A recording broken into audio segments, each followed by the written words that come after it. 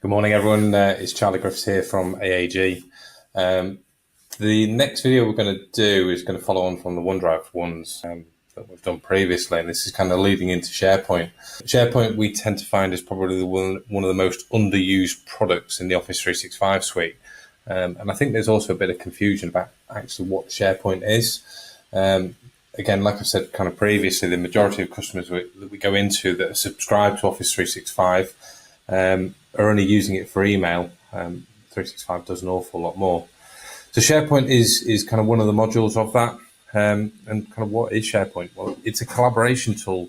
It's not an application. It's not kind of the same as Word or Excel or any of the other Office applications. So we're going to do an overview of basic SharePoint team site, and we're going to kind of cover the document storage aspects within that. So the document storage in SharePoint, the way I kind of relate this to customers is this is a replacement for your shared drive. So if you've currently got a Map Network drive that's, say your S drive as an example, or you might have various different drive classes, we can create different document storage areas within SharePoint that will represent those different shared areas that you currently use.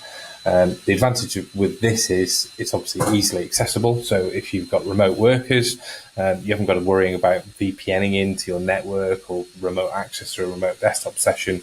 You can access any of your files and documents through a browser, or any browser for that matter of fact, through a mobile device. So even if you sat on the train, you can still carry on and work really easily.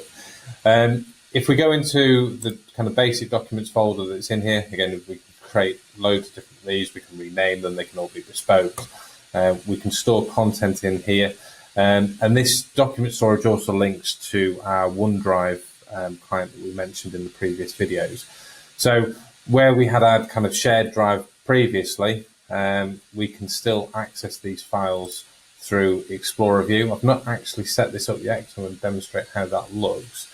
But if I just click on Explorer, we can kind of see my OneDrive folder here, which we kind of showed you previously. Now, if I go to my kind of shared area, so which is kind of our SharePoint team site, if I sync this folder, and it will just come up with a quick prompt.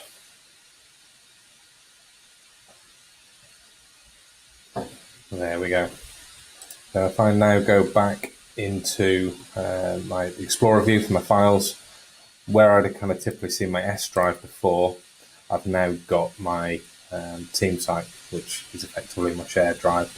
And I can sync and manage these files in exactly the same way as I could my OneDrive files. So I can leave them stored directly in the cloud. So I don't have to actually now have them synced locally and using up the hard disk on my laptop or desktop machine.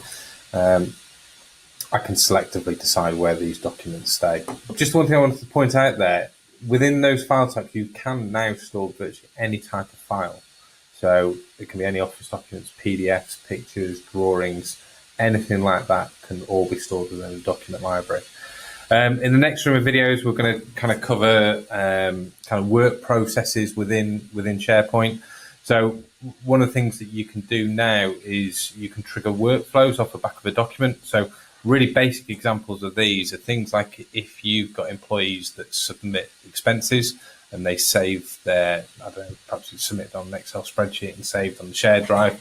As soon as that's saved in their expense folder, as an example, we can get that to automatically ping an email through to their line manager that actually attaches that file and says, do you want to approve these or not? And if they are then approved, they can then be sent through to account. So thanks very much. Once again, it's Charlie Griffiths from AAG, and see you again soon.